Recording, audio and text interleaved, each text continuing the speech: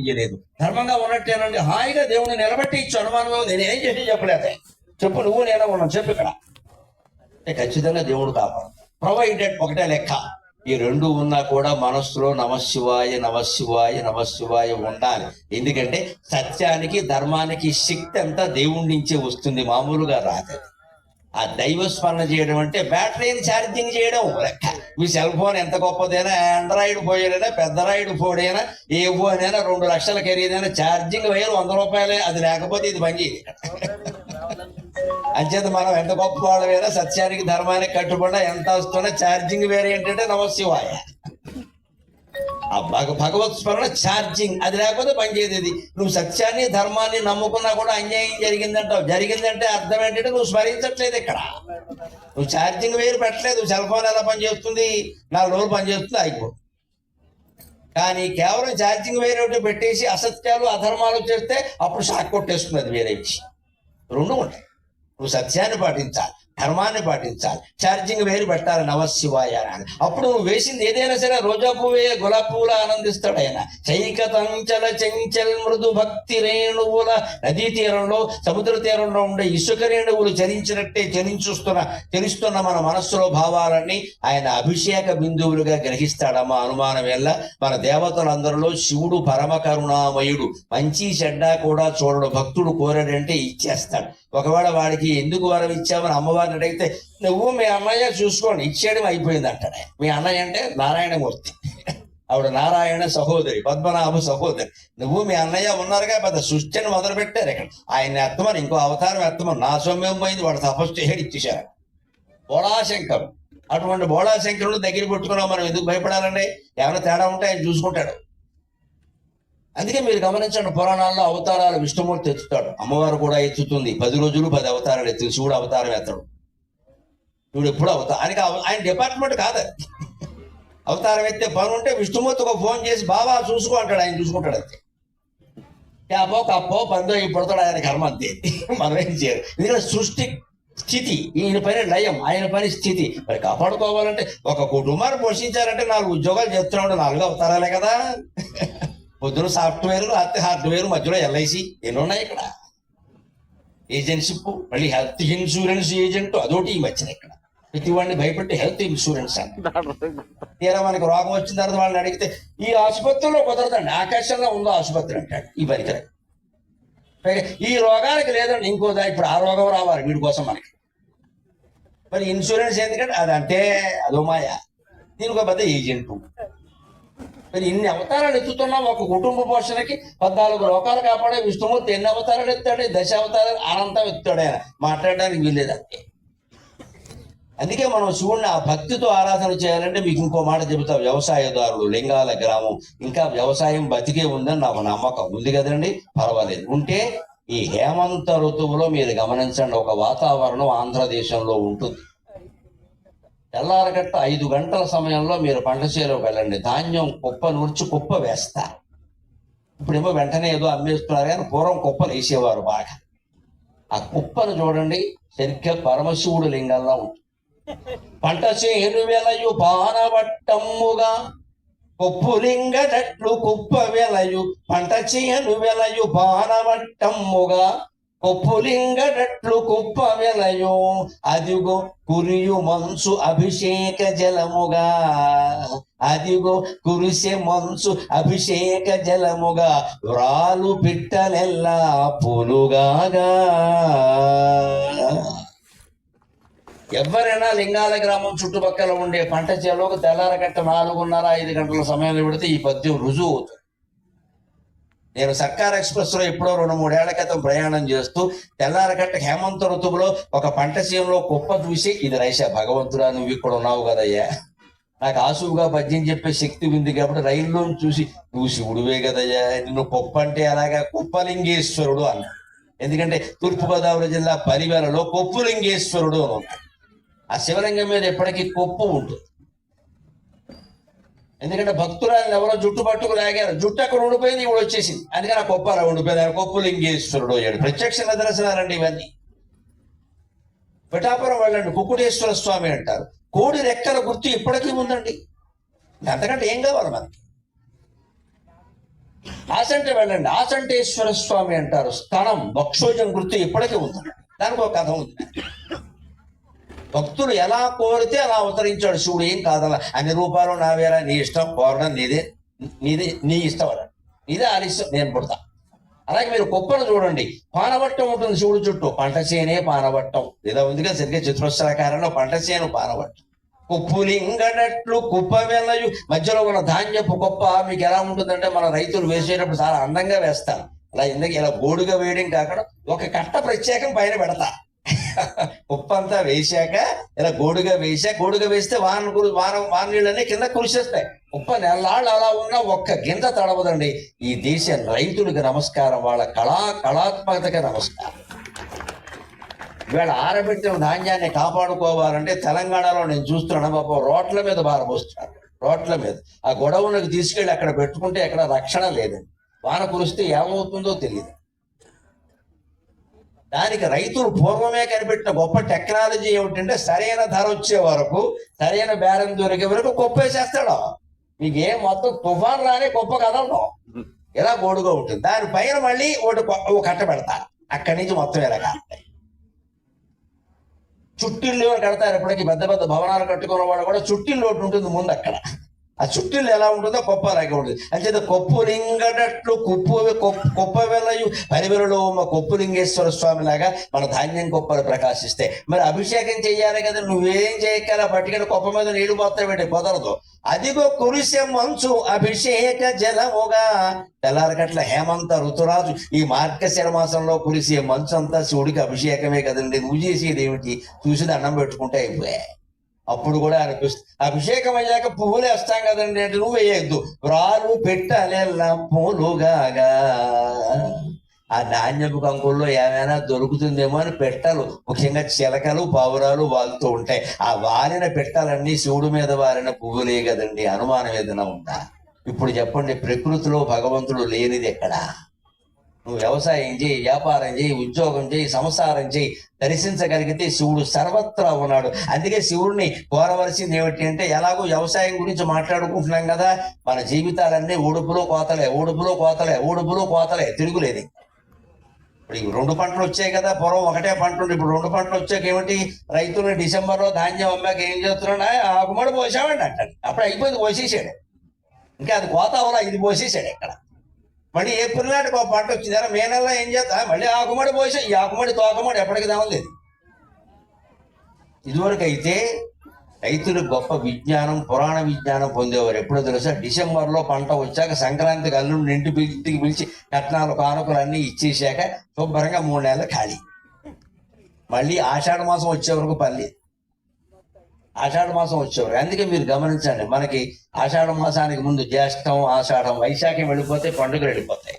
శ్రీరామనవమి తర్వాత పండుగలు ఉండవు. వైశాఖంలో ఉండవు, జ్యేష్టము తక్కువే, జ్యేష్టంలో ఉండవు, ఆషాఢము తక్కువే. వ్యవసాయం పనులు ఉండవు. పండగలు పడితే బాగా తిండి పెట్టాలి. పంట లేదు ఇక్కడ. అందుకని అప్పుడే ఉండవు.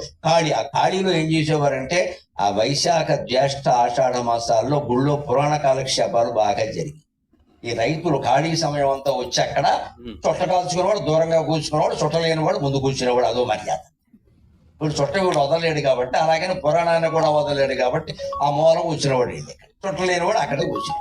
ఒక్కొక్కడు చుట్ట మహానుభావుడు తెలివైన వాడు ఉంటాడు, అందులో కూడా పొదుపు చెవులో పెడతాడు. అదో గొప్ప విషయం. తగిన కారణ చుట్ట చెవులో పెడతాడు, అదో పోజు. మళ్ళీ తర్వాత ఎప్పుడో తెస్తాడు సంక్రాంతి పండగకి, అది గొప్ప విషయం. అయినా చుట్ట పని చేస్తుంది, వాడికంతా తిరుగుతుంది. అసలు మన రైతుల దగ్గర ఉండే టెక్నాలజీ, తెలివితేటలు అమెరికా ప్రెసిడెంట్ ఆఫీసులో కూడా ఉండమని అనుమానం లేదు. మన వాళ్ళు చాలా గొప్పవాళ్ళు. మనం వాళ్ళని వదిలేసాం, వ్యవసాయాన్ని మానేసాం. నేను పల్లెటూరులో ఉండి చెబుతున్నానమ్మా, మహిళలు ఎక్కువగా ఉన్నారు. వ్యవసాయం చేసుకున్న వాడికి పిల్లనివ్వండి అమ్మా, దేశం బాగుంటుంది. ఏం వేసారంటే ఒక ఆయనకి ఇంకా పెళ్ళి అవ్వలేదన్నమాట.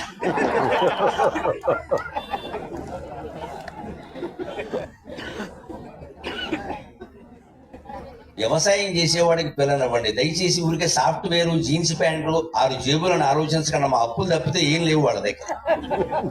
హైదరాబాద్ లో చూస్తున్నాం ఒక్కో మేళాన్ని. ఈ మధ్యనే మాకు తెలిసిన వాడు ఎవడో ఒకటి ఉద్యోగం వచ్చిందంటే సంతోషించాం. నీ జీతం ఎంతరా అన్నాను. 3 lakhs ప్యాకేజ్. అంత పొడుగు చెప్పడం ఎందుకు, నెలకు 25,000 ఏడవరాదా?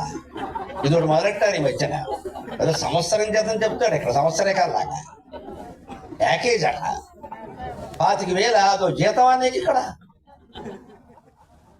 3 lakhs ప్యాకేజ్, ఇది 36 lakhs లాగా. సరే పోలే పొరాడు కదా నేను చేస్తే 25,000 పోలేవా ఏదో వచ్చిన సంతోషం. నాకు తర్వాత వారం రోజులు తెలిసిన వార్త తెలుసు 3 లక్షల బండి కొన్నాడు. ఏమన్నారు బండి, ఏమనాలి 3 లక్షల బండి. ఈ బండికి లోన్ ఇచ్చేవాడు ఎవడో 5 ఏళ్ళు ఇస్తాడు, 6 ఏళ్ళు ఇస్తాడు, 30 ఏళ్ళు ఎవడో ఇవ్వడు. ఇక్కడ నువ్వు నెలకి ఈఎంఐ ఎంత పడింది, నీ 25,000లో ఈఎంఐ కట్టేస్తే నీకు మిగిలేదంతా. అందుకే నేను చెప్పాను మొహమాటం లేకుండా మళ్ళీ చెప్తాను, ఈఎంఐ అంటే ఎవడు మాసికం వాడు పెట్టుకోవడం. మాసికమే కదా నెలకోసారి. మనకంటే పోయిన వాడేనయ్యా వాడు మాసికం వాడు పెద్ద కొడుకు పెడుతున్నాడు, మన మాసికాలు మనమే పెట్టుకుంటున్నాం ఇక్కడ. ఈఎంఐ అంటే ఎవడి మాసికం వాడే ఇంట్లో పెట్టుకోవడం. ఈఎంఐ లేని వాడే అధిక సంపన్నుడు. నేను మొహమాటం లేకుండా చెబుతాను, నాకు కానీ నా కొడుకులకు కానీ ఈఎంఐ లేదు, మేము సుఖంగా ఉన్నాం, ఆనందంగా ఉన్నాం. నేను మా వాళ్ళకి చెప్పాను, నీకు కావాలంటే డబ్బులు ఇస్తాను. ఇద్దరికీ కారులు ఉన్నాయి, నాకు కారు లేదు. నాకు కారు ఎందుకు లేదు అంటే, నాకు కారు ఉంటే జనార్దన్ గారు కారు పంపిస్తారేంటి, మీ కారులో మీరు వచ్చేయండి అంట. పెట్రోల్ డబ్బులు ఎవడు ఇస్తాడు, నా లక్ష్యం నాకుంది. నేను కారు కొన్నాను, ఏం కొన్నా సరే కారు కొన్నాను. ఆ బిజినెస్ కారు పనికిరాదు. పైగా నాకు పెద్ద వైభవం పొద్దున్న ఇన్నావో సాయంత్రం ఇంపాలా. ఎందుకంటే వండుకునేవాడికి ఒకటే కూర, అడుక్కునేవాడికి 66 కూరలు. నాకేం లోటండి, శుభ్రంగా దిగుతాను వెళ్ళిపోతాను. నా కారు ఉందో పోయిందో నాకెందుకు, గీత పడింది ఇదికిది. మన దగ్గర నుంచి అపార్ట్మెంట్ పడతారు, గీత పడింది అక్కడ ఎవడు చూడాలి, గీత పడకుండా. నాకు భగవద్గీత ముఖ్యం, ఈ గీత ఎందుకు. అక్కడి నుంచి ఇంట్లో వాళ్ళు లేవరు, కారు ఎలా ఉందో చూసిరండి, నేను దిగాను ఇక్కడ కొండ మానేశాను. పిల్లలిద్దరికీ ఉన్నాయి, వాళ్ళు కొనుక్కుంటే నేను, మీరు డబ్బులుంటే కొనుక్కోండి, లేకపోతే నేను ఇస్తాను, ఈఎంఐ పెట్టడానికి వెళ్ళేది.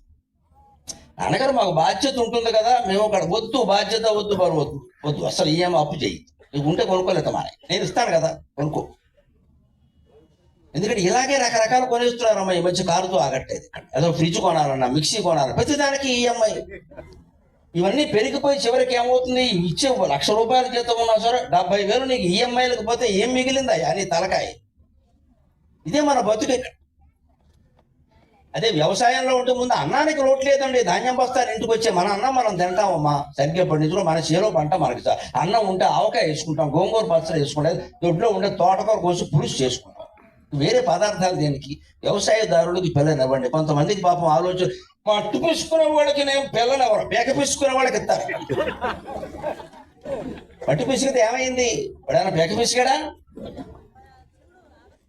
వ్యవసాయంలో ఉన్నవాడు అప్పు చేయాలంటే చాలా ఆలోచిస్తారన్నాము. అందులో భూమి తనకట్టు పెట్టాలంటే వాడు తల్లినో ఎవరినో తాకట్టు పెట్టాడు, చాలా బాధపడిపోతాడు. అమ్మ బాబోయ్, నా భూమి నా తల్లి నేను తాకట్టు పెట్టాను, మానేద్దాం. వ్యవసాయం అంత గొప్పది. అదే జీవితం కూడా అంతే. ఇన్ని మార్లు చూచుంటేవి, మన జీవితం అంతా ఉడుపులు కోతలే, భగవంతుడు ఉడిచిన చేనిది. ఇన్ని మార్లు చూచుంటివి, ఇన్ని మార్లు కోయుచుంటివి, ఇన్ని మార్లు చూచుంటివి, ఇన్ని మార్లు కోయుచుంటివి. శంకరా కోరుకొనడి పంట ఏమది, కోరుకొనడి పంట ఏమది, మా గుండె మంట కాక. ఇది మనం శివుణ్ణి వేయాల్సిన ప్రశ్న. ఇన్ని జన్మలెత్తేలా చేశావు. మహారాజులుగా పుట్టింది మేమే, మట్టి మనుషులుగా పుట్టింది మేమే, ఏనుగులుగా పుట్టింది మేమే, దోమలుగా పుట్టింది మేమే, సింహాల్లా పుట్టింది మేమే, చీమలుగా పుట్టింది మేమే. భగవంతుడా ఇంకా ఎన్ని జన్మలు ఎత్తమంటావు ఇలాగా. ఇది అడగాలి. ఇది ముక్తి అంటే ఇది కోరుకోవలసింది. ఇన్ని మార్లు చూచుంటివి, ఇన్ని మార్లు కోయుచుంటివి. శంకరా కోరుకొనడి పంట ఏమది, మా గుండె మంటగాక. మంటలను మృంగు ఆటలు మానలేవే, మంటలను మృంగు ఆటలు మానలేవే. మంటను మింగుతాడు ఆయన కదా ఆట. ఎందుకని ఎక్కడ మింగాడు, అలాహలం క్షీరసాగర మథనం జరుగుతుంటే వారిద్దరు దేవతలు రాక్షసులు కలిసి సముద్ర మథనం చేస్తూ ఉంటే ముందు లక్ష్మీదేవి వచ్చింది. విష్ణుమూర్తుల వారు పెళ్లి చేసుకున్నారు, అదృష్టవంతుడు. చంద్రుడు వచ్చాడు, ఆకాశంలో పెట్టారు. కామధేను వచ్చింది, వశిష్ఠుడికి ఇచ్చారు. కల్పవృక్షం వచ్చింది, దేవేంద్రుడికి ఇచ్చారు. 60,000 మంది అప్సరసులు ఇచ్చారు. అందరిలోనూ పని మనుషుల కింద పెట్టేసుకున్నారు. విషం వచ్చింది, శివుడు దొరికాడు అందరికి. లోకు మొగుడికి నోకల్జావని గొప్ప గొప్ప వస్తువులన్నీ వచ్చినప్పుడు దేవతలందరూ పనిచేసుకున్నారని తెలియకుండా మొత్తం అందరూ గుడిపొట్టాన్ని చేసేసి తలుపులు వేసేసి చూడెంత లోకు మనిషి అంటే పాపం పార్వతీదేవి ఎలా పెళ్లి చేసుకుందో కానీ వెర్రిపోగరు వాడిని విషం వచ్చేసారు మాత్రం శివుడికో ఫోన్ చేయండి ఈయన దొరికాడు మీకు ఎక్కడ అని ప్రాణం పోతే అప్పుడు కూడా శివుడు ఏమీ మాట్లాడకుండా దేవతలు వచ్చి స్వామి మమ్మల్ని కాపాడవలసింది నువ్వు విష్ణువు సహా నేను కూడా ఏం చేయలేనయ్యా నువ్వు కాపాడాయా అని బ్రహ్మ విష్ణు ఇంద్రాదులు అందరూ వచ్చి ఈ విషాన్ని ఆహరించగలిగింది నువ్వు ఒక్కడమంటే ఆ విషాన్ని మొత్తం ముద్ద చేసి చిన్న నేరేడు పండులా చేసి చేతిలో పెట్టుకుని మందు గోళీలా చేసి నాలిక మీద పెట్టుకుని మింగేసిన వాడు మన దేవతల్లో శివుడు ఒక్కడేనమ్మా శివుడు ఒక్కడే మన జీవితాల్లో విషాన్ని మంటని కూడా మింగగలిగిన వాడు మీ పార్వతీ సమేత రామలింగేశ్వర స్వామి ఒక్కడే మరొక దైవం లేడు మరొక దైవం జీవితంలో బాధ కలిగితే అప్పుడు అడగాల్సింది ఇదే ఎన్ని మార్లు ఊడిచావంటే చేను మొదలు పెట్టాం అంతే కదా జన్మ ఎత్తాం మళ్ళీ కోసాం ఏదో పంట అయింది ఇక్కడ పెళ్ళి అయింది ఉద్యోగం వచ్చింది ఏమిటి మళ్ళీ కోసినా మళ్ళీ ఊడవాలి ఇన్ని మార్లు ఊడుస్తున్నావు ఇన్నిసార్లు కోస్తున్నావు అసలు నీకు ఏ పంట కావాలయ్యా మాకంటే స్వర్ణ కావాలి 14-16 ఏదో కావాలి నీకేం కావాలి చెప్పు ఎందుకు కోస్తున్నావు ఇవన్నీ ఈ ఊడుపులు కోతలన్నీ భగవంతుడు సృష్టే కదా ఈ జన్మలన్నీ ఆయనవే కదా అందుకని ఆయనే ప్రశ్నించాలి నువ్వే కదా మమ్మల్ని జన్మలెత్తేలా చేసింది నువ్వు కోరుకునే పంట ఏంటి అసలు మా గుండె మంట తప్పితే చచ్చిపోతున్నావు ఎందుకంటే మనకి ఇది అబద్ధం అంటే శంకరాచార్య ఎంత చెప్పినా వేదం చెప్పినా అర్థం కావట్లేదు బ్రహ్మ సత్యం జగన్మిథ్య జీవో బ్రహ్మైవన అపరగా కనిపిస్తున్నదంతా మిథ్య కనిపిస్తున్నదంతా నీకు అనిపిస్తున్నదే తప్పితే కనిపిస్తున్నది నిజంగా కనిపిస్తున్నదంతా మిథ్య కనిపిస్తున్నదంతా నీకు అనిపిస్తున్నది ఇది ఏదో అలా ఉంది ఇలా ఉంది అని నీకు అనిపిస్తుంది అంతేగాని నిజంగా ఉన్నది కాదు ఇది ఎవరు ఏందో మనం ప్రేమ పెంచుకున్నాం ఎప్పటి నుంచి పెంచుకున్నామండి ఒక దశ వచ్చాక పుట్టగానే ఎవరు మనకి తెలియదు కదా తల్లి సహా ఎవరూ తెలియదు కదా తల్లి మీద ప్రేమ తండ్రి మీద ప్రేమ అన్నదమ్ముల మీద ప్రేమ అపచరుల మీద ప్రేమ ఆస్తుల మీద ప్రేమ అర్ధాంగ మీద ప్రేమ కట్టుకున్నవాడి మీద ప్రేమ వీరి వల్ల కలిగిన పిల్లల మీద ప్రేమ ఇవన్నీ మనం పెంచుకున్నవే కదా ముందేం లేవు కదా పోయేటప్పుడు ఏమైనా వస్తాయి ఏమీ రావయ్యే ఒక్కసారి ఊపిరి ఆగింది అంటే ఏమి దేంతోనూ సంబంధం లేదు ఒక్క నిమిషంతో మొత్తం క్లోజ్ రామాయణంలో చెప్పినట్టే ఐశ్వర్యే వ్యసనేవా సుదారుణే రజ్వేవ పురుషం బద్ధ్వా కృతాంత పరికర్షతి సీతాదేవి సుందరకాండలో హనుమంతుడితో అంటుంది మాట ఎంత ఐశ్వర్యంతో తులతూగుతున్నవాడినైనా సరే ఎంత భయంకరమైన దుఃఖంలో ఉన్నవాడినైనా సరే యమధర్మరాజు వదిలిపెట్టడయ్యా తాడేసి అక్కెళ్ళిపోతాడయ్యా వీడి దుఃఖాలు గోవింద వాడి ఐశ్వర్యము గోవింద వీడి ఐశ్వర్యంతో ఆయనకేం సంబంధం లేదు వీడి దుఃఖంతో కూడా సంబంధం లేదు కానీ దుఃఖాలు పడుతున్నవాడు ఏమనుకుంటాడు వెళ్ళిపోతే బాగుండు అనుకుంటాడు ఐశ్వర్యంతో ఉన్నవాడు ఇంకా ఉండాలి బోర్డు భోగాలు ఉన్నాయి అనుకుంటాడు లాగేస్తాడు ప్రతివాడే లాగేస్తాడు ఒక్కసారి ఏం లేదు కదా ఇంకా దాని గురించి ఎందుకని తాపత్రయం ఎందుకని పరమేశ్వరుని అడగాల్సింది ఒక్కటే ఆ విషం మింగినట్టుగా నీకు మంటలు మింగడం బాగా అలవాటైందయ్యా మా జీవితాల్లో కూడా మంట తప్ప ఏం లేదమ్మా ఏముంది నిజానికి ఆలోచించండి అందున ఈ ఆధునిక సమాజంలో స్మార్ట్ ఫోన్ అనే పిశాచం మన జీవితాల్లో ప్రవేశించాక మరింత మంట మొదలైందమ్మా ఏ దంపతులు కాపురాల్లో సక్రమంగా లేదు ఒకరి మీద ఒకరికి అనుమానాలు ఫేస్బుక్ నిండా యథవ మాట ఎంత మంచి సభ జరగని ఇంత మంచి కార్యక్రమం జరగని కింద వంకర వ్యాఖ్యానాలు నువ్వెందుకు చేసేవరో నాకు తెలుసు ఈ గొట్టంగా చెబుతాడు నాకు ఎందుకు చేసావు పోనీ మనం ఏమన్నా చూడకుండా ఉండగలవా అలా నువ్వురికే కెలుగుతూ ఉంటావు ఇక్కడ 100 మంది మన పొగిడినా సరే ఒకడు కొంచెం ఏదో అనగానే వీడెవడో ఎందుకన్నాడో నీకు ఎందుకే కూడా 100 మంది పొగిడారు కదా సరిపోదు అందరూ పొగడాలి ఇదో అహంకారం ఇవన్నీ చేయమని ఎవరు చెప్పారు ఇదే మంట ఇవరికి ఈ ఫోన్లు ఏవి లేని కాలంలో ల్యాండ్ ఫోన్ ఏమి ఉన్న కాలంలో కొంత సుఖంగా ఉన్నాం ఆ ఫోన్ కూడా లేని కాలంలో ఇంకా సుఖంగా ఉన్నాం ఎందుకంటే ఉత్తరాలు రాయాల్సిందే వేరే మార్గం లేదు ఆ ఉత్తరం అవతల ఊరు చేరేసరికి 1 నెల అవుతుంది ఇక్కడ 1 నెల అవుతుంది అలాగే ఉండేది పరిస్థితి ఇప్పుడేమో ఫాస్ట్ ఇన్ఫర్మేషన్ ప్రతిదీ ఫాస్ట్ చచ్చిపోతున్నాం అక్కడ ప్రతిదానికి ఫాస్ట్ ఏదైనా ఉపవాసం రోజు దుఃఖాలే ఏదైనా జరిగితే వెంటనే తెలుస్తుంది ఇక్కడ వెంటనే తెలవాల్సిన పని ఏమిటండి ఈ రోజుల్లో గుండె మంట ఇంకా ఎక్కువైందమ్మా మీకు ఒకటే లెక్క ఆరోగ్యాలు ఎవరికి బాగున్నాయి దయచేసి ఆలోచించండి పిల్లలకి 30 ఏళ్ల వాడికి క్యాన్సర్లు వస్తున్నాయండి 30 ఏళ్ల వాడికి షుగరా బీపీయా ఎప్పుడైనా విన్నావా ఈ పల్లెటూళ్ళలో లింగాల్లో 80 ఏళ్ళు దాటిన వాళ్ళు ఎంతో మంది బీపీ షుగర్ లేకుండా ఉన్నారమ్మా వారు పరమేశ్వర స్వరూపం వారికి నమస్కారం చేసుకుంటారు ఇప్పటికీ శుభ్రంగా ముసలి ఆడవాళ్ళు అయితే కొంతమంది 90 ఏళ్ల వాళ్ళు కూడా రాత్రిపూట కూడా శుభ్రంగా భోజనం చేస్తారు హాయ్ 2 పూట్ల భోజనమే, నాకు ఈ టిఫిన్లు అవి ఎక్కవమ్మా, నాకు 2 ముద్దలు బాగా ఏం చెప్తారంతే. అరుగుతోంది వాళ్ళకి. 35 ఏళ్ల వాడికి డైటింగ్, ప్రత్యేకంగా పెద్ద డైట్ లిస్టు, దీనికోసం యూట్యూబ్ సెర్చి, వాడు ఏదో తినమంటాడు, వాడు దొంప తినమంటాడు, వీడు దొంప తగ్గుతుంది ఇక్కడ. మరి రోజు ఒకటి చెప్తాడా, చెప్పిన వాడే ఇంకోటి మార్చేస్తాడు. ఎవరు చెప్తామండి? వీళ్ళ మంట తప్పితే ఏం లేదండి, శివుణ్ణి కోరుకోవలసింది అదే. ఎందుకయ్యా మంటలను మింగు అట్లప్పుడు అంటే విషం మింగావంటే ఏదో పరిస్థితి వచ్చింది మింగావు. మా జీవితాల్లో మంట విషం తప్పితే ఏం లేదయ్యి, ఇవి మానేసేయి అని ఆ ఏడుపు నేను మొహమాటం లేకుండా చెబుతున్నా. ముఖ్యంగా సోదరీమణులకి దుఃఖం వస్తే పరాయి వాడి దగ్గర చెప్పకండి. మీ అక్కగారికి కానీ భర్తకు కానీ ఎవ్వరికీ చెప్పకండి అమ్మా. ఒంటరిగా గదిలో పూజా మందిరంలో ఉండండి. మీ పూజా మందిరంలో మీ ఇష్టదైవం విగ్రహం మీద 2 చేతులు పెట్టండి.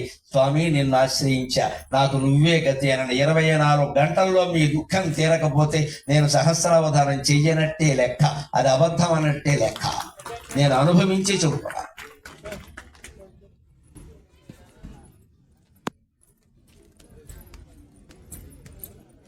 అంత దుఃఖం వచ్చింది. ఒక్కటే ఏడ్చేది ఏదో దేవుడి దగ్గర ఏడుస్తామండి, పత్రికల వాళ్ళ దగ్గర, పక్కింటి వాళ్ళ దగ్గర దేనికి పని లేక. ఫోన్లో పెడతారు, వాట్సాప్లో పెడతారు, ఎవరికో ఫోన్ చేసి గంటలు మాట్లాడి ఈ దుఃఖం అంతా చెప్పండి. వాళ్ళు ఏమన్నా అరుస్తారా, తీరుస్తారా? ప్రచారం చేస్తారు. ఆ ఏడుపు దేవుడి దగ్గర ఏడవాలి. ఏడ్పుకు లొంగొనట్టి పరమేశ్వరుడొక్కడు కలిగియున్న ఈ ఏడ్పుల మారి మాయ బ్రతుకు ఇంతగా చెత్త చెదారమౌనే. ఎడ్పుకు లొంగునట్టి పరమేశ్వరుడొక్కడు కలిగియున్న ఈ ఈడ్పుల మారి మాయ బ్రతుకు ఇంతగా చెత్త చెదారమౌనే. ఈ గాడ్పులకింతగా సొలసి కాయము మొత్తము గాయమౌనే. ఈ గాడ్పులకింతగా సొలసి కాయము మొత్తము గాయమౌనే. ఈ ఊడ్పులు కోతలేల మహిమోన్నత, ఈ ఊడ్పులు కోతలేల మహిమోన్నత నాటకములన్. మనం వరి పంటకి ఏదో విత్తనాలు ఆకుముడిలో ఆకు తీసుకొచ్చి ఇక్కడ నాటినట్టే భగవంతుడు ఒక పెద్ద నాటకం నాటాడమ్మా. ఆ నాటకమే జగన్నాటకం. ఆ జగన్నాటక సూత్రధారి ఆయన. మనకెందుకు ఆ గొడవ? ఏదికి లొంగని పరమేశ్వరుడు ఏ కానుకలకి లొంగని వాడు కన్నీళ్లు పెట్టుకుంటే లొంగుతాడమ్మా. పరమేశ్వరుడు కళ్యాణ గుణ సంపన్నుడు. భగవంతుడికి గుణాలు ఏమిటి అని మీరు ఎవరైనా పండితులను అడిగితే నిర్గుణుడండి, నిరాకారుడండి, ఏ గుణం ఉందని చెప్తూ ఉంటారు. ఆయనకి ఉండే ఒక్క గుణం కళ్యాణ గుణం, కరుణ, దయ. భక్తులు ఏడుస్తుంటే ఆయన చూడలేడు, గుళ్ళోకి వచ్చి ఏడిస్తే అసలే చూడలేడు. నేను మహిమ కొద్దీ ఇక్కడ వెలిశాను, నా కళ్ళ ముందు కన్నీరు పెట్టుకుంటుంది ఆ ఇల్లాలో. ఆ దుఃఖాన్ని తెచ్చకపోతే నేనెందుకు ఇక్కడ? అందున నేను మొహమాటం లేకుండా చెబుతున్నానమ్మా. భగవంతుడు కూడా కొంచెం జెండర్ ఫీలింగ్, క్యాస్ట్ ఫీలింగ్ ఉంటుంది. అమ్మవారి దగ్గర ఏడిచాను ఒక శివుడిని ఒక గిల్లు గెలుతుంది, మొత్తం తిరుగులేదు. ఇంకా ఆడవాళ్ళు ఏడుతున్నారు, పట్టించుకోవే అంటుంది, అంత మొత్తం పట్టించుకుంటాడు. భార్య చెబితే విన్నవాడు ఎవడు ఉంటాడో? ప్రపంచంలో ఎవడు ఉండడు ఇక్కడ. అందుకని పార్వతీదేవి ఒక గిల్లు గిల్లిందంటే రామలింగేశ్వర స్వామి గర్భగుడిలోంచి పక్క గదిలోకి వెళ్ళిపోవలసిన తిరుగులేదు. అక్కడ ఇదే గొడవ, అక్కడ ఆడపెత్తనమే. మన రాష్ట్రమే ఏపీ అంటే ఆడపెత్తనం, గుళ్ళో కూడా ఆడపెత్తనమే. అంటే దాన్ని వెళ్ళిపోలే తెలంగాణ. అమ్మా, నీకు చెబుతున్నాను, నన్ను బ్రోవమని చెప్పవే సీతమ్మ తల్లి అన్నాడే. నడిరే ఏ జాములో స్వామి నిన్ను చేరగా వచ్చును. ఘంటసాల గారి పాటలో కూడా అంతే. అలివేలు మాకు చెప్పాడు, వెంకటేశ్వర చెప్పలేక ఎప్పుడో అప్పుడు నీ దగ్గరికి వస్తాడమ్మా, కాస్త నా గురించి చెప్పమ్మా. ఆయన వెండవు ఇప్పుడు గుర్తిస్తాడు. మన ఇళ్లలో కూడా మీరు గమనించండి, తండ్రి ఒక్కోసారి మొండిగా బండగా మాట్లాడతాడు. అదవా నీ చదువు దండగా, నీకు మళ్ళీ ఇదోటి అంటాడు. అదే తల్లి ఏముంటుంది, మనం ఎలాగో చదువుకోలేదు, వాడు చదువుకోతే ఇచ్చేయండి, అవసరమైతే మా పుట్టింటి వాళ్ళు నాకు ఇచ్చిన ఎకరం అమ్మేయబట్టు. తల్లి ప్రేమ తల్లి ప్రేమ. అందుకని అమ్మవారికి ప్రేమ ఎక్కువ మన మీద. ఆవిడ ముందు ఆడది కన్నీళ్లు పెట్టుకుందనుకో ఆవిడ కరిగిపోతుందమ్మ. తప్పు చేసినా సరే మొహమాటం లేకుండా చెబుతున్నా, ఏం బాధపడక్కల. నిజం ఒప్పుకుంటున్నాం కదా, మనమే కప్పిపుచ్చుకోవట్లేదు, అహంకరించలేదు. తప్పు చేశానమ్మా, కానీ ఈ దుఃఖాన్ని నేను భరించాను అంటే తీరుస్తుంది. ఎలాగా? భగవన్నామస్మరణ ద్వారా. ఆ తప్పు గురించి ఇంకా ఆలోచించదు. అసలు ఏదో జరిగింది, మనం మంచి జరగాలని చేస్తాం, ఏదో జరిగింది, ఏం చేస్తాం? ఈ ఈడ్పుల మారి మాయ బ్రతుకు ఇంతగా చెత్త చెదారమవునే, ఈ ఈడిసి కొట్టినట్టుగా ఉండేటువంటి బ్రతుకు ఇంత చెత్త అయిపోతుందా? ఈ గాడ్పులకి ఇంతగా సొలసి కాయము మొత్తము గాయమవునే, ఈ వడగాడ్పులకి ఈ కాయం మొత్తం గాయమైపోతుందా? ఈ ఊడ్పులు కోతలేల మహిమోన్నత నాటకములని చెప్ప. ఇక నాటకాలు నాటద్దయ్యా, ఈ జగన్నాటకం చాలుదంటే ఈ కంపెనీ మూసి దయచేసి నాకొద్దు, నాకు ముక్తి కావాలి, నన్ను నీలో కలిపేసుకో అని కోరడమే చిట్ట చివరి కోరిక. అది కోరిక కాదు, కోరికలన్నీ తీర్చే పెద్ద కోరిక. అంతేకాదు ఇంకో మాట చెబుతున్నా, పల్లెటూళ్ళలో రాగద్వేషాలు ఎక్కువ. మాకు హైదరాబాద్లో ఒక సౌఖ్యం ఉందమ్మా, ఎన్ని రకాల ఇబ్బందులున్నా మా అపార్ట్మెంట్లో గొప్ప సౌఖ్యం ఏంటో తెలుసా? పక్కింట్లో మర్డర్ జరిగినా మాకు తెలియదు, అది గొప్ప సౌఖ్యం. మా ఇంట్లో అమ్మాయిలు అబ్బాయిలు ఏం వంకర పని చేసినా ఎవరికి తెలియదు, మా ఇద్దరికి తప్ప. మేం చేసినా తెలియదు, అది గొప్ప సౌఖ్యం. ఎవరు అడగడం, వాళ్ళు తెలిసినా కూడా వాళ్ళు ఫీల్ అవుతారు అన్నాడు. పల్లెటూళ్ళు అలా ఉండదు. ఏంటి అమ్మాయి ఏదో ఆశం వేసిందిట అని అడిగేస్తారు వెంటనే. ఇక్కడ పల్లెటూళ్ళు అని అరుగుల మీద కూర్చుంటూ ఉంటారు చూడండి, పెద్ద బ్యాచ్. ఆ మనిషి అలా పెడుతూ ఉంటే, ఏంట్రా మగం అలా ఉంది, మీ బాబు ఏమన్నా అన్నాడు? మా నాన్న కూడా అన్నాడు, బాబు అదో గౌరవం ఇక్కడ. మీ బాబు ఏమన్నా అన్నాడా? అంటాడులే, ఆడ అమ్మేసాడు 10 ఎకరాలు అందుకే అంటాడు. మొత్తం పెద్ద విచిత్రమైన భాష అంతా వస్తుంది. పల్లెటూళ్ళలో ఈ రాగద్వేషాలు ఆక్షేపణలు ఎక్కువ అండి. మన కాపురాలు తక్కువ, కామెంటరీలు ఎక్కువ. దీని నుంచి తట్టుకోవాలి. ఇవన్నీ అవమానాలే. మన ఇంటూ జరిగింది ఏదో జరిగింది, మనం ఎడుతుండే వీడు కూడా ఇక్కడ ఊరికే వాడు దాన్ని వాడు ఎడుతుండే. అమ్మాయికి ఇంకా పెళ్లి చేయవా, సిగరెట్ కాల్చుకుంటూ తిరుగుతున్నావు, నీకు ఎందుక గొడవ ఆక్షేపిస్తాడు, అవమానిస్తాడు. ఏదో జరిగింది అనుకోండి ఇంట్లో, ఎక్కడో అమెరికాలో జరిగింది, అది వీడికి తెలిసిపోయింది ముందు మనకంటే. అమెరికాలో అబ్బాయి ఏదో చేసేట్టు కదా అంటాడు ఇక్కడ. ఇవి కూడా అంతే, వాళ్ళతో దెబ్బలాడద్దు, వాదన పెట్టుకోవద్దు. ఎందుకంటే ఇవాళ స్మార్ట్ ఫోన్లు ఉన్నాయి ప్రతి వాడి దగ్గర, ఏం రికార్డు చేస్తున్నాడో తెలియదు, వాడే ఒప్పుకోవడానికి పెట్టేస్తాడు. అవమానం జరిగిన ఒక్కటే పరమేశ్వరుడు దగ్గర చెప్పవలసింది. శివసాగర మార్గంబున కవినై పయనించువాడ, శివసాగర మార్గంబున కవినై పయనించువాడ, కనకపు సునకాలవమానించిన నేమగు, కనకపు సునకాలవమానించిన నేమగు, భవసాగర కర్ణధారి, భవసాగర కర్ణధారి భర్గుండుండన్. అవమానం జరిగితే మాట్లాడాల్సిన మాట ఇది. నాకు నువ్వు ఉన్నావయ్యా, ఊళ్ళో వాడెవడో ఏదో అంటే నాకే, ఏం జరిగిందో నాకు తెలుసు, ఎందుకు జరిగిందో నాకు తెలుసు, నా దోషం లేదు, జరిగింది, నన్ను ఏం చేయమంటావు? ఇంటికి యజమాని అయినంత మాత్రాన్ని అందరినీ అదుపులో పెట్టగలిగిన పరిస్థితి ఉందండి వేళ. ముఖ్యంగా పిల్లలు అమెరికాలో ఉన్నారు, ఆస్ట్రేలియాలో ఉన్నారు, వాళ్ళు ఏం చేస్తున్నారో మీకు తెలుసా? బాగుండాలని కోరుకుంటాం, అంతకంటే ఏం చేస్తాం?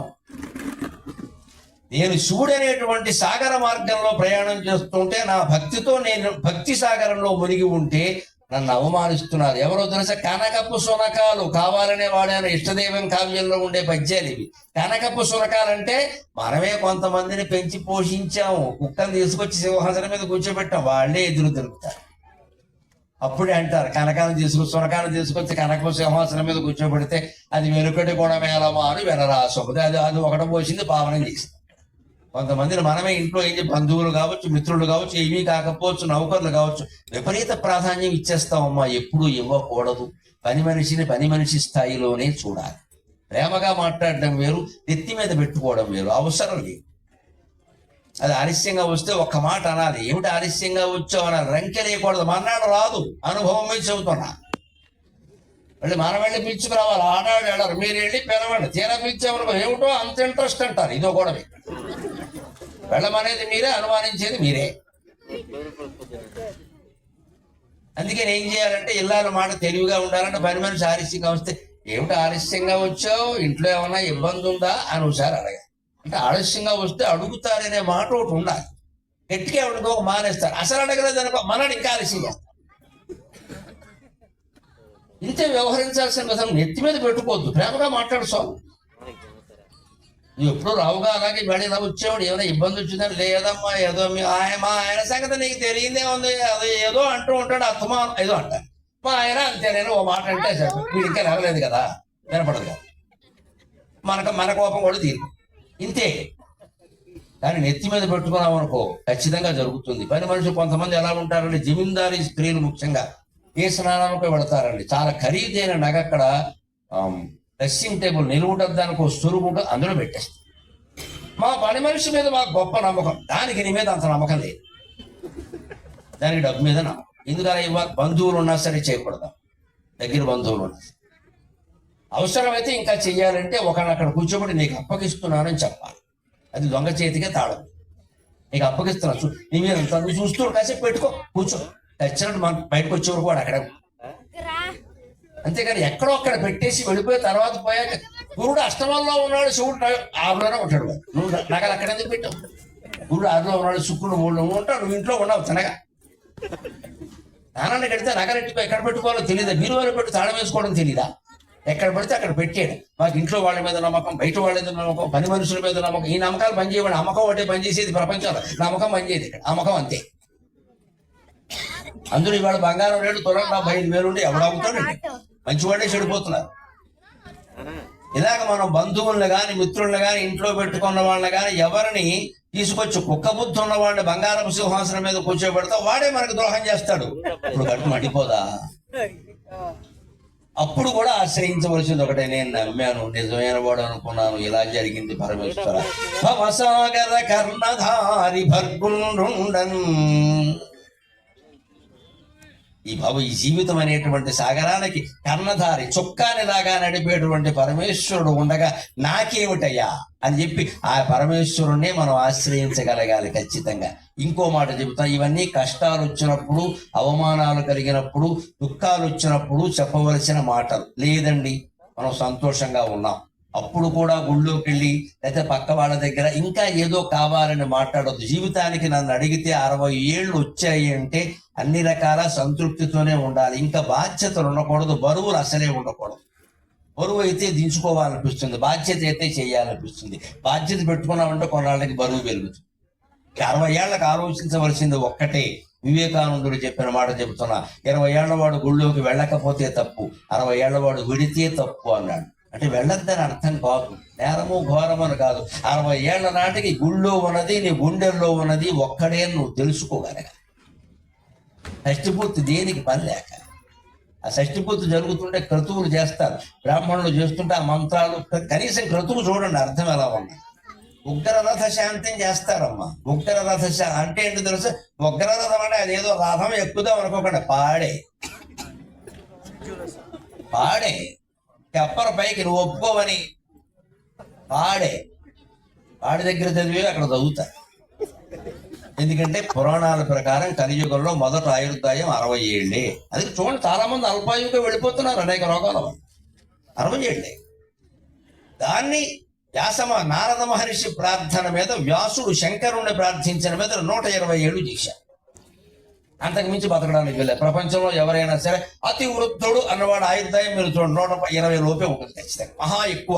అది కూడా చాలా ప్రపంచం మొత్తం మీద 800 కోట్ల ప్రపంచ జనాభాలో 800 మంది ఉంటే గొప్ప 80 మంది ఉంటారేమో అంత, ఎవరు ఉంటారు. ఆ సరిగ్గా 120 చేయడం కోసం షష్ఠిపూర్తి దగ్గర చేస్తారు, ఆయుష్య హోమం చేస్తారు. అక్కడ ఉగ్రరథ శాంతి అంటే వీడిని ఇంచుమించుగా బొమ్మ చేసి పాడి మీద పడుకోబెట్టి మళ్ళీ లేపుతారు. వీడు పోయినట్టే కానీ పెంచండి మనకు తప్పదు కదా. అంటే అర్థం ఏంటి? మనకు వేదం ఏం చెబుతోంది శాస్త్రం అంటే 60 ఏళ్ళకి నువ్వు పోయానని నిర్ణయించుకో, ఇంకా ఊరికే పెంచుకోక, ఇంకా ఆమోదం జిడ్డులాగా ఇంకా ఊరికే మా అబ్బాయి సెటిల్ అవ్వలేదు, అవడో నువ్వు సంపాదిస్తున్నాడు కదా, వాడు పేకాడతాడు. ఉద్దేశం అడుక్కు తినమని చెప్పి వాడే అవుతాడు 3 రోజుల్లో. వాడి సెటిల్మెంట్ నీకు సంబంధం ఏంటి? ఇక్కడ వాడికి పెళ్ళి వాడు చేసుకోమను, నువ్వు ఊరుకో, చేసుకోవాలి ఇంకా. అంతేగాని మనం ఇంకా 60 దాటినా 70 దాటినా 80 దాటినా వాడు సెటిల్ అవ్వడా, వీడు సెటిల్ ఆడుతున్నాడు, నువ్వే నీటితో సెటిల్ ఆడుతున్నాడు యమధర్మరాజు ఇక్కడ, రేపు పొద్దున వస్తాడు ఇక్కడ, ఏం చేస్తావు? అప్పుడు కోరాల్సింది అది కాదు, ఉన్న సంతృప్తి సారు. నించితి వయ్య పొట్ట చెయ్యనింపగనిచ్చితి సొంత ఇల్లు, ప్రేమించడి భార్యనిచ్చితి భరింపగజాలిన సంతతి, సతాయించని రంగమందు కొలువిచ్చితి వయ్య, ఇకేమి కావలని ముంసకుమయ్య మోహమున మోక్షము సంగిన చాలునో శివా. నాకు 60 ఏళ్ళు నిండగానే మొన్న 2018లో నేను చేసిన ప్రార్థన పరమశివుడి దగ్గర, నాకేం లోటు లేదు తండ్రి, నాకు ఇంకేం అక్కర్లేదు, ఏమీ అక్కర్లేకపోవడమే మోక్షం. నుంచి తివయ్య పొట్ట తినడానికి నాకుంది. ఎంతమంది మనలో అంత తినడానికి లేని వాళ్ళు ఎవరో ఉన్నామండి. ఇవాళ ప్రభుత్వ పథకాలే ఉన్నాయి కదా, 5,000 10,000 అందరికీ ఇస్తున్నారు. అంత తిండి లేని వాడు ఎవరు లేడు ఇక్కడ. ఎక్కువైపోయి ఏడుస్తున్నారు కానీ పొట్ట నిండింది కదా. చేయనింపగనిచ్చితి సొంత ఇల్లు లేని వాళ్ళు ఎవరున్నారండి? ఓ పార్టీ వస్తే ఎన్టీఆర్ ఇల్లు, ఇంకో పార్టీ వస్తే ఇందిరమ్మ ఇల్లు. మనకి ఇల్లు ఖాయం. ఏ పేరైతే అది మనం అమ్మేయడం ఖాయం. మొత్తం మీద ఇల్లు ఖాయమే కదా. ఇల్లు లేనివాడు ఎవడంటే పార్వతీదేవి, శివుడే. వాళ్ళకి ఇల్లు లేదు, మంచులో పడి ఎడుతున్నారు ఎప్పటికీ హిమాలయంలో, కైలాసం. వాళ్ళకే లేదు. ఓ పథకం వాళ్ళకి కూడా పెడితే బాగుంది. అంటే పొట్ట నిండిన వాడు లేడు, సొంత ఇల్లు లేని వాడు లేడు. గూడో గుడిసో మేడం మిద్దో అందరికీ ఉంది ఇక్కడ. ఏదో రకం అప్పులుంటే ఉండదు, దాని మీద ఉంది ఇక్కడ. ప్రేమించడి భార్యనిచ్చితి, అంతవరకు జరిగిన సంసారం ఏదో జరిగింది. ఆవిడ ప్రేమ వల్లే మనం ఉండగలిగాం, మన ప్రేమ వల్ల ఆవిడ ఉండగలిగింది, అయిపోయింది. భరింపగజాలిన సంతతిని ఇచ్చావు. ఎలాంటి సంతతులు అంటే గొప్ప సంతతి అక్కడ. మనం భరించగలిగిన సంతానం అయితే చాలు. మరీ గోల్ చేయకుండా, మరీ అప్పులు చేయకుండా, మన వీధిలో పెట్టకుండా. గొప్ప శ్రీరామచంద్రమూర్తి సంతానం ఇప్పుడు కలగడం కష్టం. అటువంటి సంతానం కలగదు. భరించే సంతతి చాలు. అప్పులు చేయకుండా, మన బరువు తీయకుండా ఉంటే చాలండి. ఇంకొకటి ఇవాళ అన్నిటికంటే ముఖ్యం, సతాయించని రంగమందు కొలువిచితివయ్య. విద్య అమ్మాయిలు కానీ అబ్బాయిలు కానీ ఉద్యోగాలు చేస్తుంటే గమనించండి అమ్మ. అందరినీ దయచేసి బీటెక్ ఎంటెక్ అని సాఫ్ట్వేర్లోకి పంపేయకండి అమ్మ. పిల్లలు అన్యాయం అయిపోతున్నారు. కుదురు లేదు వాళ్ళకి. సాఫ్ట్వేర్ పరిస్థితి ఎలా ఉందంటే నా పిల్లలుగా భావించి చెబుతున్నా. బాగా పనిచేసాడా, ప్రమోషన్ ఇవ్వాలి, జీతం పెంచాలి కాబట్టి తీసేస్తున్నా. పని చేయలేదు కాబట్టి తీసేస్తున్నా. అదే 10 ఎకరాలు పొలం ఉండి వ్యవసాయం చేసుకుంటే ఎవడు తీసేవాడు ఏం లేవడే. ఇక్కడ కలుపు తీసేవాడు తప్పితే ఎవడు తీసేవాడు లేడే. ఊళ్ళో వ్యవసాయం మానేసి హైదరాబాద్ వస్తారేంటి అందరూ ఇక్కడ మొత్తం లింగాల వాళ్ళు అందరూ జగ్గైపేట వెళ్ళిపోతారు. జగ్గైపేట మనకు పనికిరాదు కదా, హైదరాబాద్ వెళ్ళిపోవాలి ముందంతే. మొత్తం హైదరాబాద్ లో 50 అయిపోయింది. కోకాపేటలో ఎకరం 100 కోట్లు 200 కోట్లు మన వల్లే. ఎందుకంతా ఈ ఊళ్ళో ఉన్నవాళ్ళు ఈ ఊళ్ళోనే సర్దుకోవాలి. ఈ ఊళ్ళో ఉండే వ్యవసాయం, ఈ ఊళ్ళో ఉండే అవకాశం, ఈ ఊళ్ళో ఉండే వ్యాపారం. లింగాల జనమంతా లింగాల్లో ఉండడానికి కనీసం ఉండాలనే ఆలోచన మీకు వచ్చినా నా ప్రవచనం సార్థకమైనట్టే. వదిలిపెట్టకండి, ఊరును వదిలిపెట్టకండి. ఉన్న ఊరు కన్న తల్లి అన్నారు, వదిలిపెట్టకండి. ఎంతసేపు ఇక్కడి నుంచి పారిపోదామని చూడకండి. పల్లెటూళ్ళు నాశనం అయిపోయి.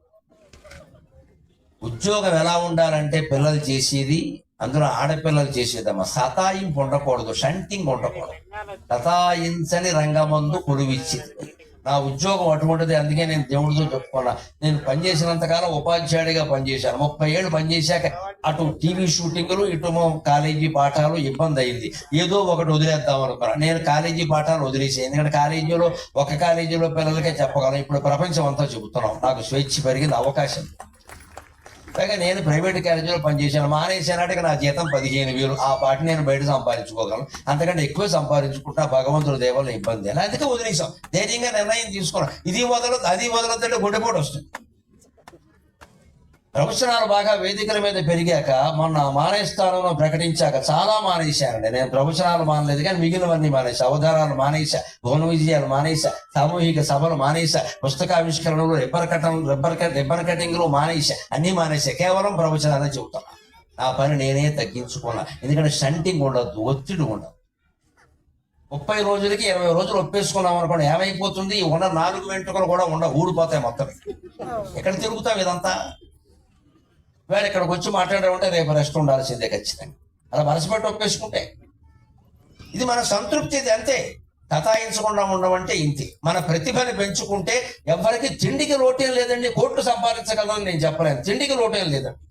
అందుకని ఇవాళ సాఫ్ట్వేర్ని మించిన రంగం ప్రభుత్వ ఉద్యోగం కానీ, వ్యవసాయం కానీ, సొంతంగా ఏదైనా వ్యాపారం చేసుకోవడం కానీ చేసుకుంటే హాయిగా మనశ్శాంతిగా ఉంటారు. ఇద్దరు ఇక్కడ ఉండొచ్చు, చేసుకోవచ్చు.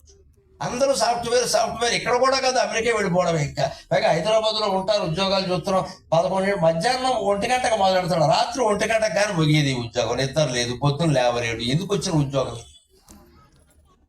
ప్యాకేజీ అంటే లీకేజీ. నిజమేనయ్యా, ఇందాక చెప్పినట్టు 3 లక్షల ప్యాకేజీ కాదు, 36 లక్షల ప్యాకేజీ ఉండే, నెలకు 3 లక్షలు ఉండే. నీకు మనశ్శాంతి లేదు కదా. వాళ్ళు ఇంకోటి గమనించండి, పెద్దవాళ్ళు ఉన్నారు కాబట్టి చూస్తున్నా. 1 గంటకు పడుకుని పొద్దున 11ంటికి లేచిన వాడికి 37 సంసారం చేసినా సంతానం కలగదండి, అనుమానం లేదు. అసలు నీకు సరసానికి సమయం ఏది? 9ంటికి పడుకోవాలి, భార్య తాంబూలం ఇయ్యాలి. ఇంకెక్కువ చెబితే బాగుండదు కానీ భార్య తాంబూలం ఇయ్యాలి, 4 ఆకులు కలపాలి, కొద్దిగా సున్నం రాయాలి, ఒక్క రాయాలి, ఇలా అనాలి, నోట్లో పెట్టాలి. వీడు తమలపాకు మానేసి వేలు కొరకాలి, అప్పుడు పుడతారు పిల్లలు. పూర్వం ఆ సరసాలన్నీ ఉండేవి, 80 ఏళ్ళ వాళ్ళకు ఉండేవి. మా కళతో మేము చూసి ఆనందించాం దాంపత్యం. ఇప్పుడు వేలు లేదు, కొరకడం లేదు, తాంబూలమే లేదా. తాంబూలం అట్ ఇస్ దట్ అంటే ఇప్పుడు కిళ్ళి తెలుసు, తాంబూలం తెలియదు. పాన్ అంటాడు, లేదా పాన్ పరాగ్ అంటాడు, తాంబూలం తెలియదు. తాంబూలం వేసుకోకపోవడం దంపతులు విడిపోవడానికి ప్రధాన కారణం. అమ్మా నన్ను మన్నింతురుగాక. తాంబూలం వేసుకోవాలి. తాంబూలంలో ముందు ఆరోగ్యం ఉంది, తత్వం కూడా ఉంది. తమలపాకు తరుణికి సంకేతం, తమలపాకు తరుణి. పోక చెక్క పురుషుడికి సంకేతం. తమలపాకులా ఉండాలి తరుణి అంటే లేతగా ఉండాలి. అన్నిటికీ రెచ్చిపోయి వీధిలోకి వచ్చాక నువ్వు తప్పుకో అని మొగుడిని గంటే కూడదు ఇక్కడ. అలా ఉంటే సంసారాలు నిలబడవు. తరుణి అంటే సూక్ష్మంగానే ఉండాలి, సున్నితంగానే ఉండాలి. ఆడాళ్ళు ఈ మాటలు మాట్లాడరు అని ఇదివరకు ఒక నమ్మకం ఉండేదమ్మా. ఇప్పుడు ఆ నమ్మకం సడలిపోతోంది. మహిళామణుల మీద గౌరవం తగ్గిపోతుంది. ఆడవాళ్ళు ఉన్న చోట మగవాళ్ళు కూడా ఇదివరకు కొన్ని మాటలు మాట్లాడేవారు కాదు. ఇల్లు కొట్టు దగ్గర 4 మాట్లాడుకుంటున్నా ఆడాళ్ళు ఎవరన్నా అలా పెడితే ఆడాళ్ళు ఎడుతున్నారు ఊరుకో అనేవాడు. ఇప్పుడు ఆడాడు వాళ్ళే మాట్లాడుతున్నారు. ఇక్కడ గొడవలేదు, సమానమే. ఏంటో సమానం అంటే చెడ్డలో మంచిలో కాదు. ఇక్కడ తరుణి అంటే సున్నితంగానే ఉండాలి. పంపనేం అంటుకుపో. పొంగు చుట్టూ కప్పుకుని మాట్లాడితే ఎవరు ఆక్షేపించడమా, లేకపోతేనే ఆక్షేపిస్తారు. పురుషుడు కొంచెం గట్టిగా ఉండాలంటే క్రూరంగా ఉండమని అర్థం కాదు. గట్టిగా పోక చెక్క ఎలా ఉంటుంది, నొక్కుతాం కదా, నవ్వులుతాం కదా, నది నలుగుతుంది, నలగాలి. కానీ గట్టిగా ఉండాలంటే ఏదైనా సమస్య వస్తే నేను చూసుకుంటాను, కంగారు పడకు. ఎందుకంటే స్త్రీ శరీరం సున్నితం, మనస్సు ఇంకా సున్నితం. అన్ని తట్టుకోలేరు వాడు. అందుకే మీరు ఎమోషన్స్, భావోద్వేగాల విషయం ఎక్కువ స్త్రీలకు ఉంటాయి మీకు గమనించి, పురుషుల కంటే. పురుషుడు కొన్ని తట్టుకుంటాడు, ఈ తట్టుకోలేదు వెంటనే ఎక్కడో ఒకటి చెప్పేయాలి. లేదు చెప్పుకోకపోతే ఆవిడకి ఇబ్బంది అయిపోతుంది. ఎమోషన్స్ ఎక్కువ, భావోద్వేగాలు. పురుషుడు తట్టుకున్నట్టుగా స్త్రీ తట్టుకోలేదు. అవి పురుషులు నిజంగా గట్టిగా నిలబడితే అసలు కుటుంబంలో విషయాలు కానీ బయట కానీ స్త్రీకి కొన్ని చెప్పకూడదు. వాళ్ళు తట్టుకోలేరు కాబట్టి అవమానిద్దామని కాదు. ఎక్కడ ఎప్పుడూ తెలిసాక ఏమిటండి ఇంత జరిగిందా నాకు చెప్పలేదంటే, నీ ఆరోగ్యం బాగోలేదు కదా అందుకని చెప్పలేదు. ఎందుకంత కంగారు పడుతున్నావు అంటే ఆ భర్త మీద ప్రేమ పెరుగుతుందండి. నా ఆరోగ్యం అంటే నీకు ఎంత శ్రద్ధ. అయితే ప్రతిదానికి కంగారు పడిపోతాను. అందుకే పోక చెక్కలా ఉండాలి. మధ్యలో సున్నం ఏంటో తెలుసా, ఘాటు సమస్యలు వస్తూ ఉంటాయి. మగ పిల్లలతోటి ఆడపిల్లలతోటి సమస్యలు వస్తాయి. ఆ సున్నమే ఘాటు. సున్నం ఎలా ఉంటుంది, ఎక్కువ రాస్తే పొక్కిపోతుంది, తక్కువ రాస్తే పండదు. రాయవలసినంత రాయాలి. సమస్యలంతే. చర్చించవలసినంత చర్చించాలి, వెంటనే చర్య తీసుకోవాలి. అప్పుడు సంసారం తాంబూలం పండినట్టే పండుతుంది ఖచ్చితంగా. ఇక్కడ తాంబూలాలు లేవు, తర్పణాలు లేవు, ఏమీ లేవు. ఇక్కడ ఏం విడాకులు అయ్యాయంటే ఎందుకు అవ్వమ్మా? మన కలిపే విషయాలు ఏమున్నాయి ఇక్కడ? ఓ సరస ఉందా, సరదా ఉందా? అసలు సరసానికి సమయం ఉందా? సాఫ్ట్వేర్కే సమయం లేదా, సరసానికి సమయం. ఇదివరకు పల్లెటూళ్ళలో పోవడంతమంది మేము భాగవతం పద్యాలు చదువుతుంటే మాతో పాటు చదివేవాడు. మాతో పాటు ఈ పద్యాలు మాకు వచ్చునండి. ఇప్పుడు ఎవడు పద్యం కాదు, వచనం లేదు, ఏమీ వచ్చినవాడు లేడు ఇక్కడ. ఎందుకని సమయం లేదు. కావ్యాలు చదవాలి, పురాణాలు చదవాలి, ఇటువంటి ప్రవచనాలు వినాలి. కనీసం ఇది ఒక అదృష్టం పట్టిందండి. కనీసం వేళ స్మార్ట్ ఫోన్ కారణంగా, ఆడియో కారణంగా అందరూ వినగలుగుతున్నారండి. అది నిజంగా అది చేసే మేలేదు. లేకపోతే మేము ఎంతమందికి ఎలా తెలుస్తామమ్మా? వింటున్నారు. లారీ డ్రైవర్లు సొంతం వింటున్నారు, ట్రాక్టర్ నడుపుకునే వాళ్ళు వింటున్నారు. కానీ వాచ్మెన్ ఇదివరకు ఖాళీగా కూర్చునేవాడు బ్యాంక్ దగ్గర, ఇప్పుడు శుభ్రంగా చాగంటి వరవో గరికిపాటి వరవో ప్రవచనాలు వింటున్నాడు ఆయన కూడా. గొప్ప విషయం అది. అవకాశం వచ్చింది, దాన్ని వినియోగించుకోవాలి. మన మనస్సును సంస్కరించుకోవాలి ఎక్కడికక్కడ.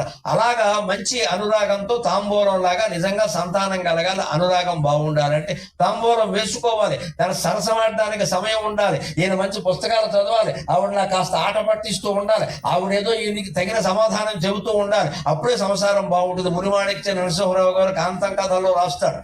ఆయన కోపం వచ్చింది భర్తకి. ఎప్పుడు వచ్చింది? మజ్జిగ అన్నంలోకి వచ్చాక. నేదేమో అన్నం అన్నాడు. మజ్జిగ అన్నంలోకి వచ్చాక ఇంక తినేదేముంది? అందుకని ఆవిడ కూడా తినకపోతే మానే, నీకు పెట్టమే తడగా. ఆవిడకి ప్రేమ. ఎందుకంటే పోలే మజ్జిగే కదా. అప్పటికి పప్పు అయింది, కూర అయింది, పులుసు అయింది, చాలు. దర్శనం భోజనాలు అయింది. ఇక్కడ మజ్జిగే పోలే, తినకపోతే మానే, నీకు పెట్ట నన్ను అంత మాట్లాడతావా అని పైకి వెళ్ళిపోయాడు మేడం మీద. మొగుడు, కాంతం గారు మొగుడు పైకి వెళ్ళిపోయాడు. మునుమాణిక్యమైన గొప్పగా రాస్తాడు ఆ విషయాన్ని. పైకి వెళ్ళిపోయాక ఇంకా నేను కిందికి రాను అన్నాడు. రాకపోతే మానే. సాయంత్రం 4 అయింది. ఆయనకి టీ తాగే సమయం. ఎందుకంటే ఆయన టీచర్ అంటే అర్థం ఏంటి? టీయాం చరతీతి టీచర్ అహా అంటారు. గంటకోసారి టీ తాగేవాడి టీచర్. పాఠం చెప్పకపోయినా టీ తాగా.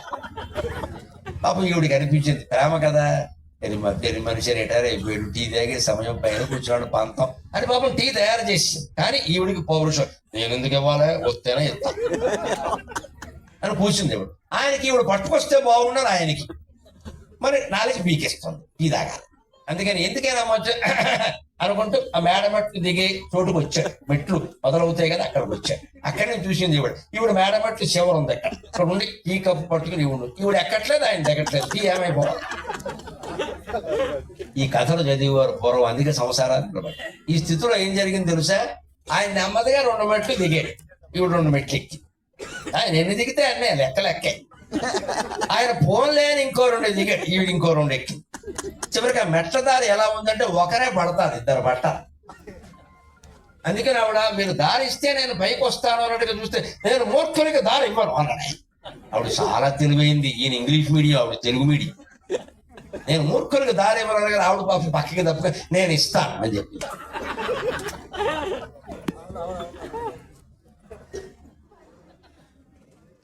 ఇప్పుడు ఎవడు మూర్ఖుడు అయ్యాడు, ఈ పెద్ద మనిషి అయ్యాడు. నేను మూర్ఖులకు దారి ఇవ్వను అని ఆయన అంటే నేను ఇస్తానంది ఆవిడ. భర్త పట్ల గౌరవం చూపించినట్టు అయింది, ఈయన మూర్ఖుడని తిట్టినట్టు అయింది. అలాగే మూర్ఖుడని తిట్టలేదు కాబట్టి కేసు అడ్డానికి వెళ్ళి మొత్తం మీద ఏం చేసి ఎగసాడు ఆవిడ సంతోషించి. ఇంత తేలిగ్గా పరిష్కారం అయ్యే సమస్యల్ని ఇవాళ ఈ చిన్న ఈగో కారణంగా విడాకులు అయిపోతున్నాయి అమ్మాయి. ఇక అక్కడి నుంచి పాతవి కలిపేసి కొత్తవి కలిపేసి నానా గొడవ చేసేస్తున్నారు. ఇక్కడ అవి పోవాలంటే ముందు ఇది ఉండాలి ఖచ్చితంగా. ఇంకొక మాట చెప్పి నేను సెలవు తీసుకుంటా, 5 నిమిషాలు ఇయ్యలేదు. ధర్మంగా ఉన్నట్టేనండి, హాయిగా దేవుడిని నిలబెట్టి ఇచ్చు అనుమానం. నేను ఏం చేసి చెప్పలేదే, చెప్పు నువ్వు నేను ఉన్నాను చెప్పు. ఇక్కడ ఖచ్చితంగా దేవుడు కాపాడు. ప్రొవైడెడ్ ఒకటే లెక్క.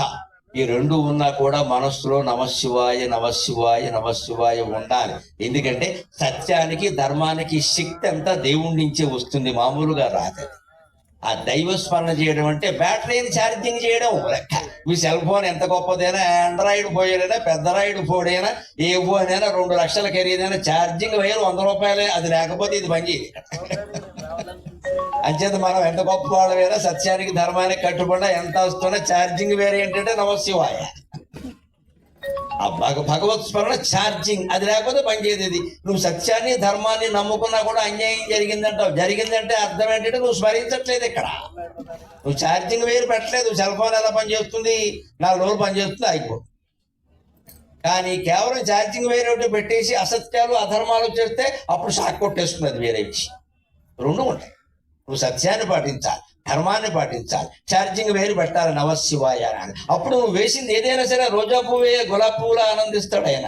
చైకతంచల చెంచల్ మృదు భక్తి రేణువుల నదీ తీరంలో, సముద్ర తీరంలో ఉండే ఇసుక రేణువులు చలించినట్టే చలిస్తున్న మన మనస్సులో భావాలన్నీ ఆయన అభిషేక బిందువులుగా గ్రహిస్తాడమ్మా. అనుమానం వల్ల మన దేవతలందరిలో శివుడు పరమ కరుణామయుడు. మంచి చెడ్డ కూడా చూడడు. భక్తుడు కోరాడంటే ఇచ్చేస్తాడు. ఒకవేళ వాడికి ఎందుకు వరం ఇచ్చామని అమ్మవారిని అడిగితే, నువ్వు మీ అన్నయ్య చూసుకోండి, ఇచ్చేయడం అయిపోయింది అంటాడే. మీ అన్నయ్య అంటే నారాయణమూర్తి, ఆవిడ నారాయణ సహోదరి, పద్మనాభ సహోదరి.